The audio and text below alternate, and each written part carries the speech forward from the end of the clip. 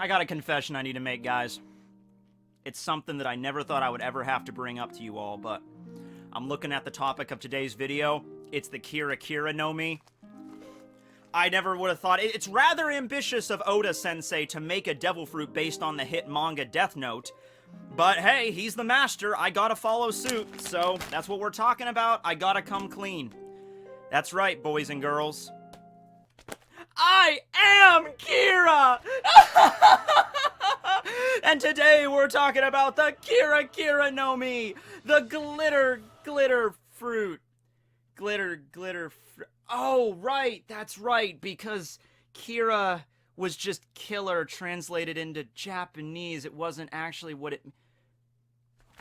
Just forget everything you heard, not important. Today's video is going to be about Diamond Jozu, the 3rd Division Commander of the Whitebeard Crew, or I guess I should say the former 3rd Division Commander of the Whitebeard Crew, because remember that whole payback war thing? No, you don't, because Oda never showed it. But if you remember what they were saying about the payback war, after Blackbeard defeated the remaining Whitebeard crew, they all kind of split up and went into hiding. We have no idea where Jozu's at right now. He could be perfectly fine. He could be dead. His devil fruit could have been taken. He could be running a Dairy Queen right now somewhere in the New World. I have no idea. But before we get into talking about Jozu's character and how he utilizes his devil fruit and his awesome wrestling moves, I need to bring up a contentious point whenever discussing Diamond here on the channel. And not just when I bring up Jozu, but like when I did the Sea Prism Stone video, and I mentioned that, you know, the Sea Prism Stone handcuffs, Oda even made a point to say they are as strong as Diamond, which of course means they can't be broken. Diamond is, in the One Piece world, the same as it is in our world, the objectively toughest substance known to mankind.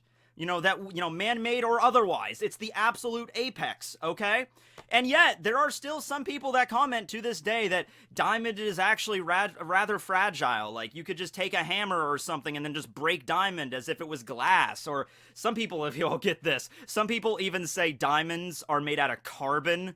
Whatever the hell carbon is. I've never heard of that stuff before. But apparently it's really flammable. So, like, you know, you can get a hot enough flame and destroy Diamond that way. Look, I don't know what you're talking about here. Like, do I need to bust out a JoJo reference on you guys? God help me, I will drop a JoJo reference on your laps. Okay, you know what? You're calling down the thunder. Diamond is unbreakable. Would Araki lie to us? No. The answer is no, he would never do such a thing. And just to prove to all y'all out there that Diamond is in fact unbreakable, I went into my mom's jewelry box and I picked out this extremely rare diamond that was passed down to her family by her great-grandmother before she set sail on the Titanic, and is the one thing in this world she actually cares about. Keep in mind, I'm an only child, and I'm gonna set it right here, this hammer, and I'm gonna break this thing so I can prove to the entire world what I, of course, already know as fact. But of course I won't do that because I love my mother. She's a great lady. No, of course. Okay, so let's do some clarification here on diamonds really quick. By the way, I'm not even sure if this is a real diamond, but that's just some bit. My mom, whenever I get her stuff for Mother's Day or Christmas, it's usually just like, get her something shiny and she will be fine with it. So I'm just like, that's shiny, there you go. Alright, so during the Sea Prism Stone video, I used this, the Mohs hardness scale, to showcase the hardness of diamonds. And it is true that diamonds are the highest rating on that scale, a 10 out of 10. They're very hard. However, hardness only really denotes, like, how difficult it is to, like, scratch a diamond. So it's really hard to do that. But when it comes to its actual toughness, its tenacity, not really all that durable. Like, you can take a piece of diamond, set it on the concrete, take out a hammer, smash it, and it'll probably shatter apart. There's many substances, like industrial substances, and also like tungsten, that's way more durable than diamond. Diamond is, of course, just really highly compressed carbon, so therefore, if you can heat a flame up to, somebody said, around 750 degrees Celsius, that's around 1300 degrees Fahrenheit, diamond is going to, it's gonna burst, so there's actually a lot of things you can do. And you know what? I think it's just because whenever I was a kid, just through various shows and movies I watched and stuff, they always used to talk about diamond as if it was the hardest substance. Like, when something's diamond, it just can't be broken. I don't know where exactly that rumor began, but it existed, and I believed it for a very, very long time. Now, just because that's the way it works in our world doesn't exactly mean that's the way it works in fiction. Because case in point, there was the time Mr. One and Zoro fought each other, and he was made of steel, and the whole thing of that fight was, you know, I can't cut steel, I need to learn how to cut steel throughout this fight. Zoro eventually does, he learns a little bit about observation hockey and hearing the voices of things he can cut and all that stuff, and he cuts down Mr. One, and before that, Mr. One, like, before he drops, he's like, are you gonna try to cut Diamond next? And Zoro's like, don't make me laugh, that would just be a waste of my time or something, and he just walks away. So it was implied there that Diamond was, like, ridiculously stronger than Steel. And then later on, we have Jozu that turns into Diamond during, you know, the Whitebeard War, and then Mihawk breaks out his strongest slash, and he manages to block it. In the anime, he basically deflects it into the sky, and it explodes. In the manga, it's way more badass, because Mihawk breaks out the sword and just... and then Jozu just tanks it. So that was pretty cool there. So, and then we have the whole thing with Oda talking about how Sea Prism Stone Cuffs are basically nigh indestructible. He's not talking about them getting scratched easily. It's brought up because it's like, why can't Zoro just take out his sword and then cut, you know, Robin's Sea Prism Stone Cuffs during Ennie's lobby? Why don't they just bash it against something heavy? It's like, oh, because it's strong as diamond. They're really indestructible. You can't break them. The only way to get them off is to use the key. So, at least the way Oda is setting up Diamond in the One Piece world is that he's conveying it as indestructible. Very, very hard to break. This might be an issue on Oda's part. Maybe he didn't know the distinction, because I just found out about it recently. Or maybe he did know about the distinction, but he's like, yeah, whatever. Most people in the world consider Diamond to be incredibly tough, so it's fine. I'll just do it. Most people will be alright with it. You know, because a lot of people brought up, you know, like Sanji, he has the Diable Jambe. He can heat up his leg. He can, like, kick Jozu really hard, and the diamond would, like, explode, and that's how he would be able to defeat him. But maybe that's not the case. Or rather, Oda might still keep that weakness against fire, but in terms of just, like, physical blunt force, Oda might change it around to be like, yeah, you're not going to be able to break it with blunt force. And I think it was pretty much shown during when, you know, Mihawk has the world's strongest slash, can just rip through the battlefield and ships like it's nothing, like it was butter, and then Jozu was the one to block it. Alright, so...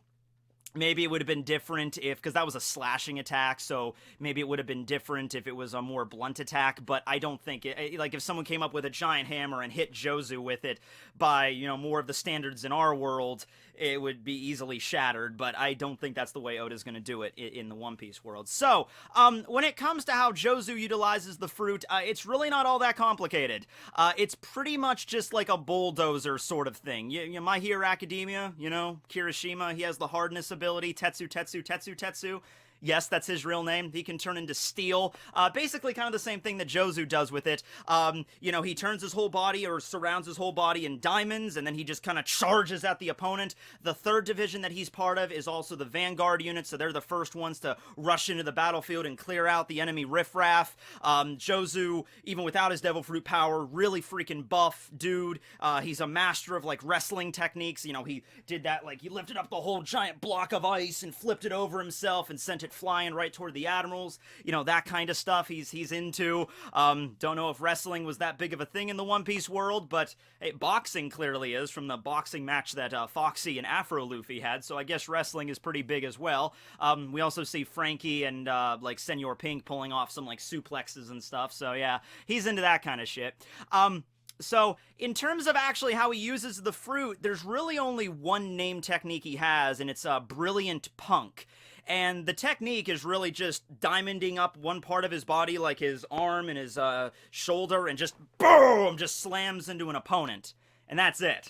You know, he doesn't, like, fire diamond shards out of his body. Don't even really know if he could do that. Probably not. You think if he could, he would have. Or if he could, like, summon a giant, like, diamond lance or something and then throw it at an opponent. That's more of, like, a Logia thing.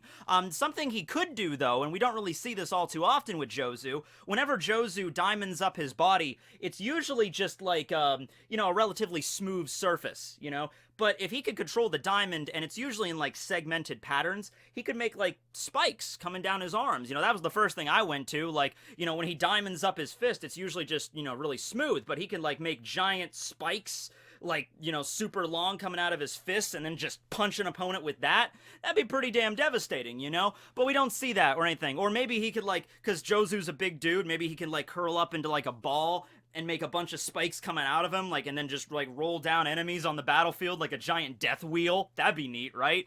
There's also a really cool scene where people launch cannonballs at Jozu, and Jozu doesn't even really care. He just kind of, like, reaches out both of his hands at the same time and just blocks the shots with his diamond hands. So that was neat there. Not a scratch on him, of course. Now, this level of physical badassery may seem impressive at first, but if you get an opponent like Doflamingo that can just, like, put his threads into an opponent and then manipulate them, then Jozu's abilities kind of become less impressive. He's kind of paralyzed, he can't move, and he's under the control of Doflamingo, as in this scene. Oh, it's got German subtitles! Oh, okay, let me try. How many Germans are in the audience right now? Alright, let's try this.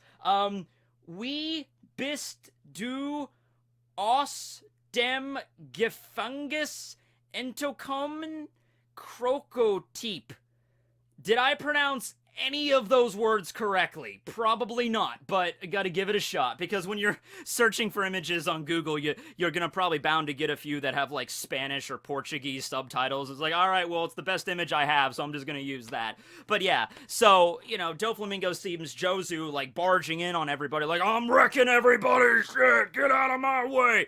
All Doflamingo has to do is, Perecito, crap! Now, to be fair, when he did do that, Jozu was not 100% diamonded up. He didn't have it covering his whole body, which he is capable of doing. So I wonder if he was going full diamond, and I don't think we've ever seen Jozu go full diamond, but if he was, could Doflamingo still use his threads to pierce them? I would assume he wouldn't be able to, because the way diamond has been built up in One Piece, you know, pretty damn indestructible. So yeah, if you can get the threads into one part of his body that's not uncovered, then Perecito, he can control the whole shebang. But if Jozu diamonded up everything, might not be able to do that. I think the closest we've ever seen him get to it is he diamonds up everything in his on his body except for, like, half of his face, you know, and I wonder if that's because, like, if he diamonds up, like, his eye, for instance, can he no longer see out of the eye?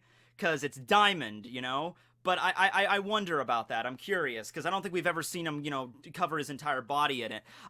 There was another scene later where he's fighting Aokiji, and then Aokiji freezes him, but I think because the diamond only covers the surface of his body, it doesn't cover, you know, it doesn't go all the way down to his bones or anything, all Aokiji had to do was just, you know, send a few waves of ice his way, you know, use ice time or ice time capsule or whatever, and even if, you know, it doesn't really harm the diamond too much, if it freezes that first outer layer, it's also gonna freeze what's inside, you know, and then he gets freezer burn, and then his arm just cracks off. So that's the best way for me to describe it. Because Jozu is already such a muscular, buff dude, you know, even without the diamond fruit, he could probably just bulldoze through enemies, you know, just knocking them away because he's so freak show strong. But with, you know, adding the diamond to it, it just adds a whole other layer. But still, he is flesh underneath. You know, that just adds an extra shield there. I would bring up things like shockwaves, you know, like when someone launches a cannon at you, and let's say you have a really strong shield on the, or like really strong armor on the outside of your body, and you block the cannonball, even if the armor is really good enough to the point where it doesn't get destroyed by the cannonball, that's still gonna, like rock your world and probably seriously mess you up. But once again, you could just say Jozu is just so much of Hulk Hogan incarnate in the One Piece world that, you know, it doesn't matter. You know, maybe if he was a weaker guy that had the diamond fruit, it would hurt him like that. It would kind of rock him, but in Jozu's case, it doesn't. Now, given the very basic way that Jozu utilized his fruit, that led a lot of people to think that, hey, maybe somebody else will kill Jozu, take his fruit, and use it in a completely different way. You know, not to say that Jozu is exactly squandering his ability, it's just that he's utilizing it the best way that, you know, based on his own physique, how it works. There's really no reason to go with any complicated moves because that's just not how Jozu fights, right? But if somebody else were to get the devil fruit, and let's say they're a swordsman, for instance, they can maybe diamond up their blade and, you know, going by how diamonds are, have an indestructible blade in the One Piece world, you know, fine.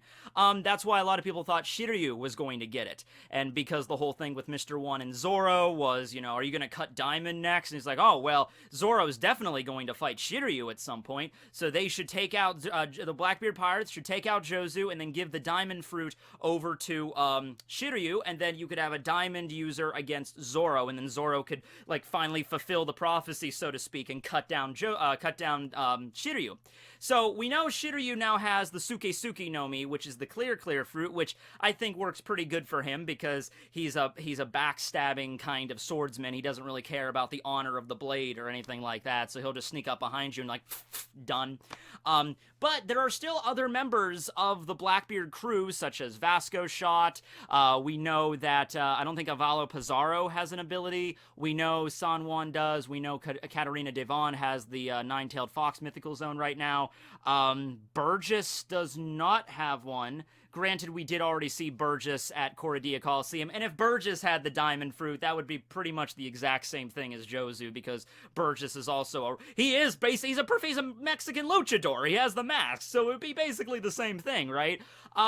So people have thrown out, like, okay, well, what if Shiryu's out of the box right now, but what if we do this with, like, Vasco Shot getting the diamond fruit, or Pizarro, and then we have Sanji fight against them, and then we can utilize that weakness, you know, diamond is made of carbon, and so Sanji Diable Jambe kicks Vasco Shot right in the face, and the diamonds just get destroyed. That's the only way I can see them doing it now at this point. You know, now, the way that the Sea Prism Stone is set up, it's not diamond. It's just a substance that they've said is as strong as diamond, right?